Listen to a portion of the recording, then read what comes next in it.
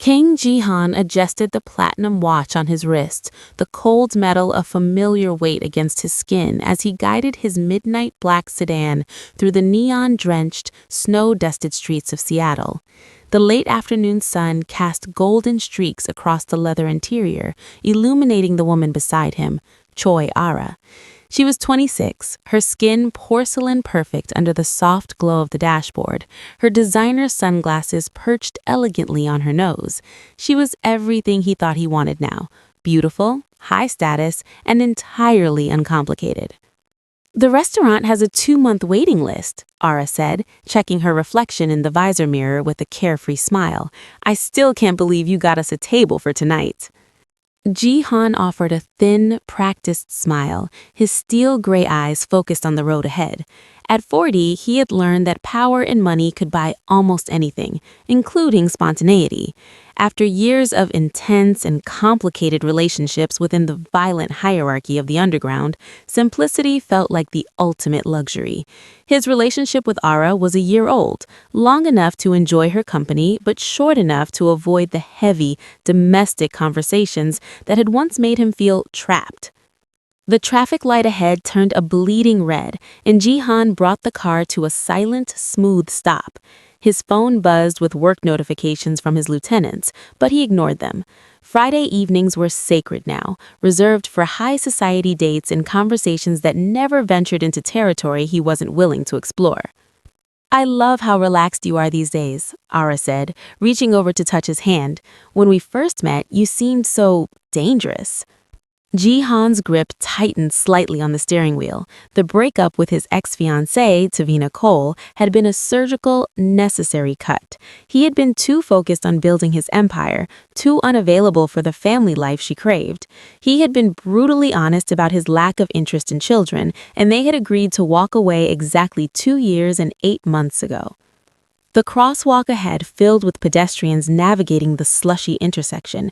Jihan watched them absently until something made him focus. A woman was moving carefully through the crowd, her auburn hair pulled back, carrying a toddler in a pink winter coat.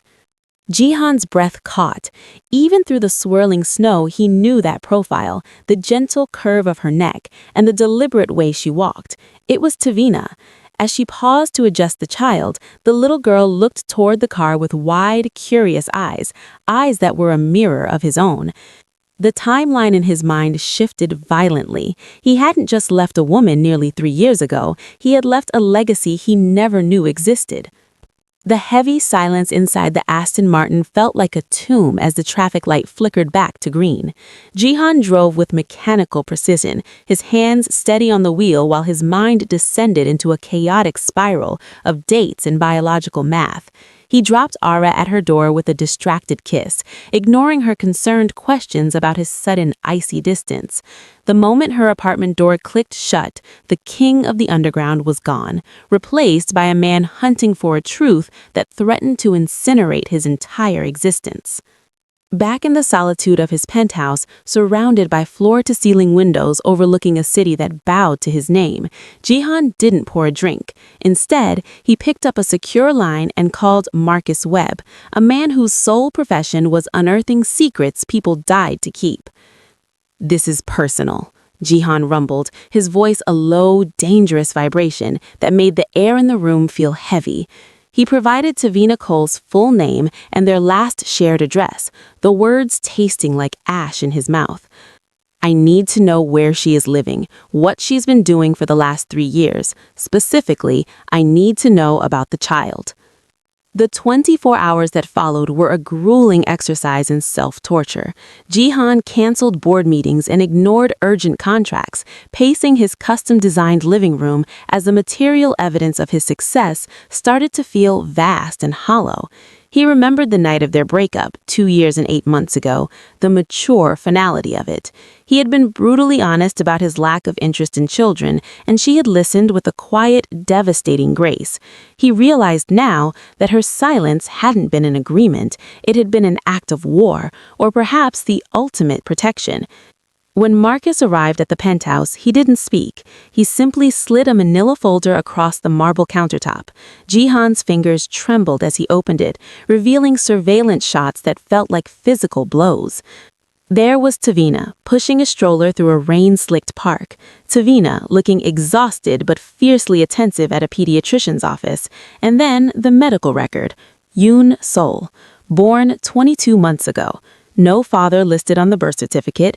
Tavina had attended every prenatal appointment alone, supported herself entirely through freelance work, and never once reached out for a single one of his billions.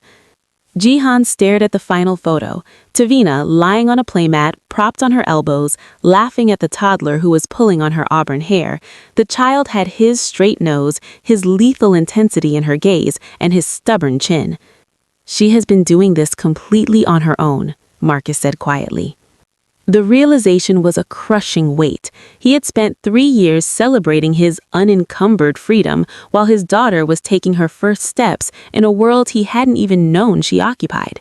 He had thought he was a king, but as he looked at the grainy image of the little girl who carried his blood, he realized he was just a man who had been running from the only legacy that actually mattered. Tavina Cole shifted 22-month-old Yoon Sol to her left hip as she struggled with a heavy grocery bag and the keys to her modest 2-bedroom apartment. The hallway was silent, a stark contrast to the gleaming, smart tech-filled penthouse she had shared with Jihan nearly 3 years ago. Her current home was nothing like that cold monument to luxury. The walls were painted a pale, warm yellow, reflecting her belief that a child should grow up surrounded by light, not marble and glass. Inside, the late afternoon sun filtered through sheer curtains she had hung herself, casting soft shadows across the hardwood floors. Sol stirred against her chest, making the soft, mewing sounds that heralded an impending growth spurt or a need for comfort. For 22 months, Tavina's life had been a cycle of mechanical precision and fierce, breathless love. It was a world of changing diapers simultaneously with preparing formula, of singing lullabies at 3 in the morning to a toddler who inherited her father's stubborn refusal to sleep. She settled Sol onto the playmat, watching as the little girl immediately reached for her favorite stuffed animal, her tiny fingers moving with coordination that always made Tavina's heart ache with pride. Every sleepless night, every doctor's appointment managed alone, and every milestone celebrated without a witness had built something unshakable inside her. She Googled Jihan exactly once since the breakup, seeing him at renewable energy conferences and charity galas, looking impeccably dressed and entirely unencumbered by the domestic weight that defined her days. She closed the laptop and never searched again, convinced that forcing a man to be a father was no gift to a child. The decision to keep her pregnancy a secret hadn't been made lightly. She remembered his brutal honesty about his lack of interest in children, his need for freedom to build his empire. She had realized then that Sol deserved a parent who chose her wholeheartedly, not someone fulfilling an obligation. As she watched Sol play, Tavina traced the toddler's eyebrow, the exact shape of Jihan's. "I made the right choice," she whispered, even as a small, traitorous voice in her mind wondered if she was protecting her daughter from an unwilling father or simply protecting herself from the sting of his rejection. Her phone buzzed with a message from her sister, Claire, the only person who truly knew the depth of the struggle. "Coffee tomorrow? I can bring bagels." Tavina smiled, typing back a warning about toddler chaos. This small, solid circle was her fortress, her sister and her neighbors who understood that love meant accepting help gracefully. As the sun set, filling the apartment with the soft shadows of another long night, Tavina pulled the blinds closed, turning away from the distant twinkling lights of the city towers where Jihan lived, choosing instead the life she had built with her own 2 hands. The evening drizzle in Seattle had turned into a steady, rhythmic thrum against the pavement by the time Kang Ji-han's sedan drifted to a stop across from the Victorian-style apartment building on Pine Street. He sat in the darkness for nearly 45 minutes, watching a single light glowing behind sheer curtains in apartment 3B, his chest tightening with a feeling he couldn't name. He watched a shadow move past the window occasionally, Tavina, he assumed, navigating the quiet normalcy of an evening routine he had never been part of.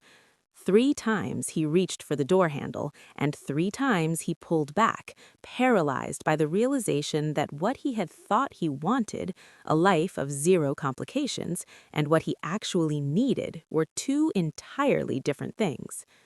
The building's front door opened, and Tavina emerged carrying a small bag of garbage, her auburn hair pulled back in a messy bun secured with a pencil. Even from a distance, Jihan could see the bone-deep exhaustion in the way she moved, the kind of fatigue that comes from pushing through because there simply is no other choice. As she turned back from the dumpster, Jihan finally stepped out of the car, his heart hammering against his ribs as he closed the distance between them. Tavina froze, the color draining from her face as she recognized him, her hand going instinctively to her throat, a gesture he remembered from every difficult conversation they had ever had. "Jihan," she said, her voice a sharp contrast to the soft patter of rain. "What are you doing here?" "I saw you yesterday," he managed, his own voice sounding harsh and foreign in the quiet street. "You were carrying a little girl. She has my eyes, Tavina. Are you going to tell me the truth? Is she mine?" Tavina didn't flinch. Instead, she seemed to grow taller, a protective fierceness radiating from her that made her seem like an entirely different person from the woman she had lived with 3 years ago. "What do you want me to say?" she asked, her voice gaining a dangerous strength. "The truth is that I am raising a beautiful, healthy daughter. The truth is that her life is settled and peaceful, and I have worked very hard to make sure it stays that way." "I have a right to know if I'm a father," Jihan countered, stepping closer into the light of the street lamp. "You have the right to live the life you chose," Tavina replied, her green eyes searching his face with an intensity that cut through his Mafia-bred armor. "The life you were very clear about wanting. No complications, no commitments, no children tying you down." The words hit him like physical blows. Because they were accurate, he had spent years resisting the very future that was now standing 5 feet away from him. A sharp, insistent cry from the third-floor window pierced the evening quiet, and Tavina's maternal instincts immediately overrode the confrontation.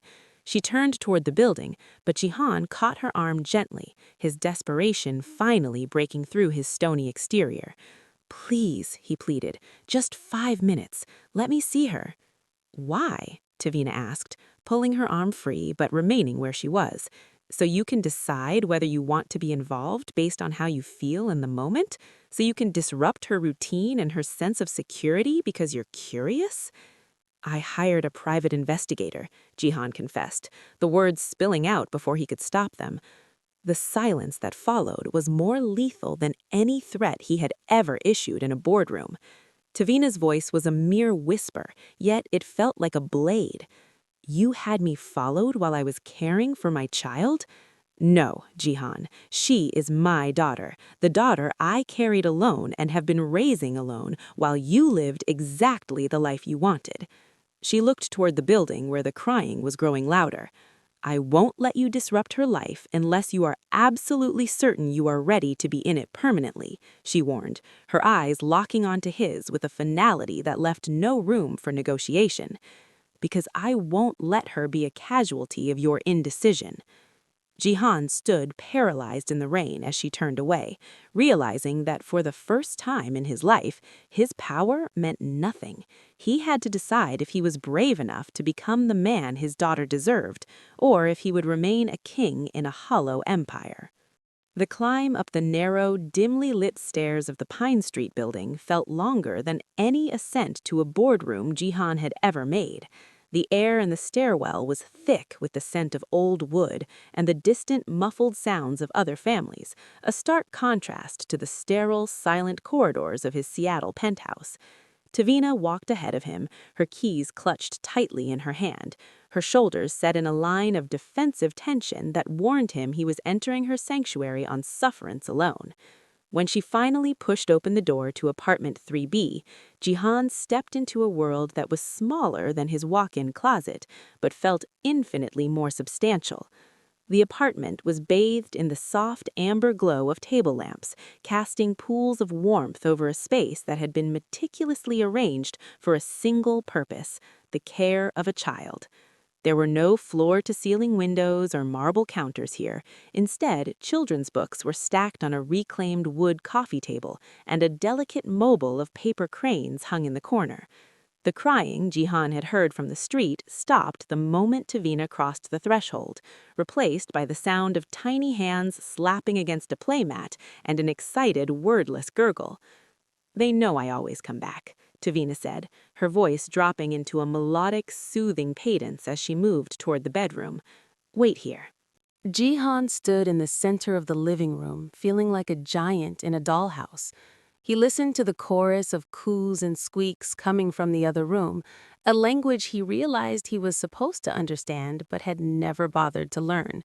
His heart hammered against his ribs, a physical manifestation of the terror he felt at having his carefully constructed, simple life dismantled by a toddler. He looked at the modest surroundings, realizing that while he had been building an empire of cold steel and glass, Tavina had been building a home of warmth and resilience. "You can come in now," Tavina called out. He rounded the corner and stopped. The bedroom had been transformed into a colorful universe of geometric patterns and soft textures. In the center of a large playmat sat a little girl, Yoon Sol, looking up at him with wide, curious eyes. She was 22 months old, nearly 2 years of life that he had entirely missed. She had her mother's auburn hair, but as she tilted her head to examine him, Jihan saw his own straight nose and his unmistakable, stubborn chin staring back at him. "Sol, this is—" Tavina hesitated, the weight of the introduction hanging heavy in the air. "This is Jihan." Jihan knelt slowly, the fabric of his expensive suit trousers straining as he descended to her level. He had held children before, nieces of business associates or children at company picnics, but those were borrowed babies he could hand back when they became inconvenient. Sol was different. She was a mirror of his own blood, and she was looking at him with a completely open curiosity that no lie or bribe could sway. "Can I?" He gestured toward her, his voice rough and uncertain. "She likes when you talk to her," Tavina noted, her voice carefully neutral as she sat cross-legged on the floor, watching him with the eyes of a hawk guarding its nest.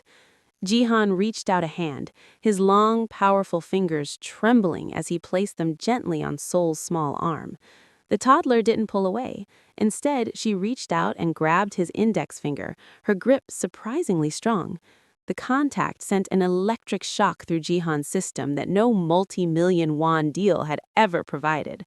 This tiny person was holding on to him with complete trust, unaware that the man whose finger she clutched was the most feared sovereign in the Seattle underground.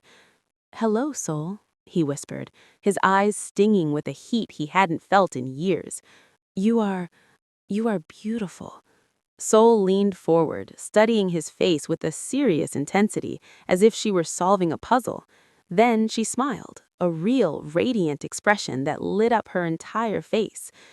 "She doesn't smile for strangers," Tavina said, and for the first time, Jihan heard a crack in her defensive armor. The implication was devastating. Biology had programmed her daughter to recognize him, even if his own choices had kept them apart for her entire life. He sat there for several minutes in a comfortable, heavy silence, mesmerized by her every movement, the way she gnawed on her fist, the way she tracked his watch with her eyes. He realized then that Tavina was right. This wasn't a business deal he could negotiate his way out of if it became difficult. These were people who needed consistency and reliability and unconditional love. As Sol began to fight sleep, her eyes drooping only to snap back open whenever she started to drift off, Jihan saw himself in her again. "She doesn't want to miss anything," Tavina whispered, a bittersweet smile playing on her lips. "Your 5 minutes are up," Tavina said, eventually, though she didn't move to push him out. Jihan stood slowly, looking down at his daughter as she finally succumbed to exhaustion, her tiny body relaxing into the blanket. He had missed the first 22 months of her life because he was too afraid to want them. As he walked toward the door, he knew he couldn't go back to his penthouse and pretend this world didn't exist. The question wasn't whether he was ready to be a father. It was whether he was brave enough to destroy the man he used to be to become the father Soul deserved. Leaving the warmth of Tavina's Pine Street apartment felt like stepping back into a world that had suddenly lost its color. The biting Seattle wind was no longer just a physical sensation. It felt like a reminder of the cold, sterile existence Kang Ji-han had built for himself over the last 3 years. As he settled back into the leather seat of his sedan, the silence of the car, which he once viewed as a luxury, now felt hollow. The image of Soul's tiny hand gripping his finger burned in his mind, a tether to a reality that demanded he become someone else entirely. By the time he reached his office building in the heart of Seattle, the late-night city lights were reflecting off the glass facade like a grid of cold diamonds. He didn't go home to his penthouse. Instead, he took the private elevator to the top floor, where his senior management team, the lieutenants of his blood business, were already gathered for an emergency meeting he had ignored earlier. The room was a monument to his success: dark wood, high-tech security, and men who moved like shadows, waiting for his every command. His business partner, David Chen, was pacing at the head of the mahogany table, his phone buzzing with the frantic energy of the Portland deal that had been spiraling in Jihan's absence. "Where have you been?" David asked, his voice sharp with frustration. "The investors are pulling out. They think you've checked out right when we need you most." Jihan didn't sit. He stood by the window, looking out at the sprawling city he had spent decades trying to conquer. For the first time, the view didn't bring him a sense of power. It brought him a sense of cowardice. He had spent his life building an empire so he wouldn't have to be vulnerable, only to realize he had been running from the only thing worth fighting for. "Reschedule the meeting," Jihan said, his voice a low, steady rumble that silenced the room. "Reschedule?" David snapped. "This is a $40 million expansion. Everything we've worked for is on the line." Jihan turned, his steel gray eyes locking onto David with a lethal clarity that had nothing to do with violence and everything to do with purpose. "I am restructuring my role in this company. Effective immediately, I am stepping back from day-to-day operations." The silence that followed was heavy and incredulous. His lieutenants, men who had seen him handle the most brutal negotiations without flinching, looked at him as if he were speaking a foreign tongue. They saw the king of the underground standing before them, but the stony and impassive mask was gone. In its place was a man who looked like he had finally found his footing. "I will remain as the primary investor and strategic visionary," Jihan continued, his authority wrapping around the room like a physical weight. "But the travel, the emergency meetings, and the constant micromanagement end tonight. I have a daughter, and she is my only priority." David let out a harsh, jagged laugh. "You're having a breakdown. You're tanking a national expansion because of a child you didn't even know existed a week ago." "I'm having a breakthrough," Jihyun countered, his voice quiet but unshakable. "If this company can't survive me stepping back to be a father, then we haven't built it right. I've spent too long confusing being busy with being effective. I'm done sacrificing my perspective for quarterly returns." He looked around the table at his men who valued consistency and discipline above all else. He realized then that he was giving them a different kind of lesson. "Success in any endeavor requires commitment beyond feelings," he said, echoing the cold wisdom of his own father, but giving it a new, warm meaning. "I am committing to being a father, not part-time and not when it's convenient. I will be the man she deserves to have." As David and the team realized he wasn't joking, the energy in the room shifted from shock to a wary, emerging respect. Jihyun wasn't just delegating work, he was reclaiming his life. He was proving that the strongest leaders are those who have something meaningful to protect. He spent the next 3 hours ruthlessly prioritizing, handing off operational control to his senior team, and canceling every non-essential commitment on his calendar. By the time he left the office, the sun was beginning to rise over Seattle. He didn't feel the weight of the lost deals or the professional risks he was taking. Instead, he felt a soaring sense of achievement. He had spent his life building a fortress of cold luxury, but now he was building a legacy of presence. As he drove toward Pine Street, he realized that for the first time in 40 years, he wasn't just a king, he was a father coming home. The transition from the sterile, high-rise luxury of Seattle to the rooted stability of a family neighborhood began with a single, non-negotiable decision. Kang Ji-hyun sat in his car outside his Belltown penthouse, but for the first time in years, he didn't want to go up. The custom-designed furniture and the panoramic views of the bay, which once served as material evidence of his success, now felt like a vast and empty monument to his isolation. He realized that home was no longer supposed to be a museum of individual achievement. It had to become a sanctuary where his daughter could grow up safely. The following morning, Ji-hyun summoned his real estate agent with a command that left no room for ambiguity. "I am selling the penthouse, and I need you to find a house, 3 bedrooms minimum, good schools, and a yard." He wasn't looking for another glass fortress. He was looking for a place where Tavina would feel welcome and where Seoul would have the space to explore a world that wasn't defined by concrete and shadows. By that afternoon, he had toured 6 properties, eventually stopping at a craftsman bungalow in a family-friendly neighborhood that felt like it belonged to a different life. Standing in the center of the kitchen, Ji-hyun watched the morning light stream through tall windows, illuminating countertops that he could easily imagine being covered in formula bottles and toddler snacks. The house was warm, filled with original hardwood floors and the kind of practical beauty that didn't cost much but meant everything. Outside, a pair of mature oak trees provided deep shade over a wide grassy yard. "This is the yard for the playground," he murmured to himself, already visualizing where the swing set would go. He wasn't doing this to fulfill an obligation or to settle a debt of guilt. He was doing this because he finally understood that success wasn't about the $40 million deals he had once prioritized.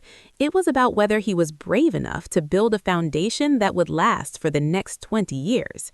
He called Tavina, asking her to meet him at the property. When she arrived, her expression was guarded, her weary resilience still acting as a shield between her and the man she still struggled to trust.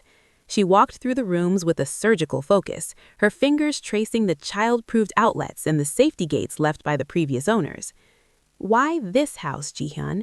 she asked, her green eyes searching his face for any sign of the impulsive billionaire she once knew.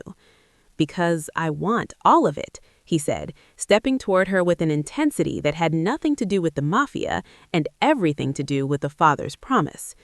"I am committing to being a father, not part-time and not when it's convenient. I will be the man she deserves to have." As David and the team realized he wasn't joking, the energy in the room shifted from shock to a wary, emerging respect. Ji-hyun wasn't just delegating work, he was reclaiming his life. He was proving that the strongest leaders are those who have something meaningful to protect. He spent the next 3 hours ruthlessly prioritizing, handing off operational control to his senior team, and canceling every non-essential commitment on his calendar. By the time he left the office, the sun was beginning to rise over Seattle. He didn't feel the weight of the lost deals or the professional risks he was taking. Instead, he felt a soaring sense of achievement. He had spent his life building a fortress of cold luxury, but now he was building a legacy of presence. As he drove toward Pine Street, he realized that for the first time in 40 years, he wasn't just a king, he was a father coming home. The fragile peace of the Wallingford house was shattered on a Friday afternoon by the insistent, jagged vibration of Ji-hyun's phone. He was in the middle of a different kind of negotiation, trying to convince Seoul that her mashed peas belonged in her mouth rather than on her high-chair tray. When David Chen's name flashed across the screen for the 3rd time in 10 minutes, Ji-hyun ignored it twice, his focus pinned on the toddler's giggling defiance. But the 3rd call was immediately followed by a text that felt like a ghost reaching out from his previous life. "Emergency. Portland deal falling apart. Need you now." The Portland expansion was a $40 million move that would have placed Ji-hyun's renewable energy front in direct competition with national players. It was the clean empire he had prioritized over Tavina 2 years and 7 months ago, a legacy designed to launder the reputation of a man known in the shadows as the King of the Underground. He looked at the screen, then at Sol, whose eyes tracked his every movement with a serious intensity that mirrored his own. "Take it," Tavina said quietly, noticing the way his jaw had tightened as he stared at the device. She was clearing the table, her movements weary but efficient, a silent reminder of the 22 months she had managed everything alone while he lived his uncomplicated life. Jihan answered on speaker, his voice a low rumble. "David, I'm in the middle of something." "We have a serious problem," David's voice crackled through the Bluetooth. "The Portland investors are pulling out. They're saying the lack of consistent leadership from our CEO indicates instability. They think you've checked out because of your personal matters." The accusation stung because it hit the central nerve of Jihan's fear, that his transition from a Mafia sovereign to a present father was being viewed as a weakness. David demanded he fly to Portland immediately to reassure the board that he was still the same ruthless leader they had invested in. Jihan looked at the moving boxes still stacked in the hallway and at Tavina, who was watching him with a gaze that tested his newfound resolve. "I can't go tomorrow," Jihan said firmly. "I have other priorities." "Other priorities? Jihan, this is the deal that takes us national," David shouted. "If they're concerned about my commitment, set up a video conference for Monday morning," Jihan countered, his authority returning with a lethal, focused edge. "But I am not abandoning my family for a weekend of damage control. Any company worth doing business with will understand that their CEO has a life outside the office." After hanging up, the silence in the room was heavy. Tavina walked over, her expression a mixture of surprise and skepticism. "You should have gone," she said gently. "You told me being Sol's father required restructuring your life, not destroying your company. If you lose this because of us, you'll resent us eventually." "Restructuring doesn't mean abandoning, it means finding balance," Jihan replied, repeating the very lesson she had taught him through her silence. He realized that the Portland crisis wasn't just a business problem, it was the ultimate test of his Wallingford vow. He had to prove he could be a devoted father without losing the essence of the leader he was. "I need to handle this," he said, turning back to his phone to draft a strategy for the Monday call, "but I'm doing it from here. I'm not running from the wrong things anymore." As he worked through the night on his laptop, while Sol slept in the next room, Jihan understood that the $40 million wasn't the stake. It was his integrity as a father. He would face the investors as a man who finally understood what success actually meant, the ability to build a world his daughter would be proud to inherit. The Portland Marriott conference room felt cold and sterile, a stark departure from the sun-drenched kitchen in Wallingford that Kang Jihan had inhabited for the past 3 weeks. Standing at the head of the table, he looked out at the skyline through the floor-to-ceiling glass, realizing that 48 hours ago, he would have been content to lose this deal if it meant staying home with Sol. But as the lead investor, Margaret Chen, adjusted her glasses and signaled for the meeting to begin, he knew he wasn't here to surrender. He was here to redefine what leadership looked like in his world. "Mr. Kang, we value your expertise, but we are concerned about the mixed signals. 3 weeks ago, you were micromanaging every detail. Now, you're missing calls and rescheduling meetings for personal matters. We're investing $40 million, and we need to know if our CEO is distracted." Jihan didn't flinch. He didn't manufacture a lie about health or logistics. Instead, he took a breath, feeling the weight of the silver frame in his pocket, a photo of Sol and Tavina, and chose a transparency that would have been unthinkable to the man he was 2 years ago. "You're right," he said, his voice steady and resonating with a new kind of authority. "My priorities have shifted. I am a father. I have a 22-month-old daughter I didn't know existed until a month ago, and learning what that means has changed how I think about everything, including how I run this company." A murmur of discomfort rippled through the room. One investor, James Wong, sighed audibly. "We're investing in renewable energy, not your personal journey of self-discovery, Jihan." Jihan stepped to the whiteboard, uncapping a marker with the same lethal precision he used to sign contracts. Actually, you're investing in my judgment, he countered, writing the words efficiency and sustainability in bold strokes. 6 months ago, I was working 18-hour days because I confused being busy with being effective. I was sacrificing perspective for quarterly returns. He turned back to the board, adding the word purpose to the center of the diagram.